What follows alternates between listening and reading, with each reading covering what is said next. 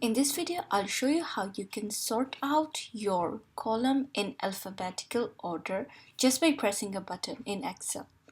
So I want to sort them in alphabetical order. Actually, they're already in that order. But here's how you do that. So you'll have to click on here. This is the quick access toolbar. Once you click it, you can select this one and then this one. So when you click on this cell and then click on sorting out from A to Z, here's what happens.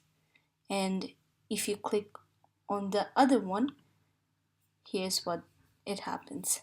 So I want to go back now, sorting it into ascending order. That's it. Simple as that.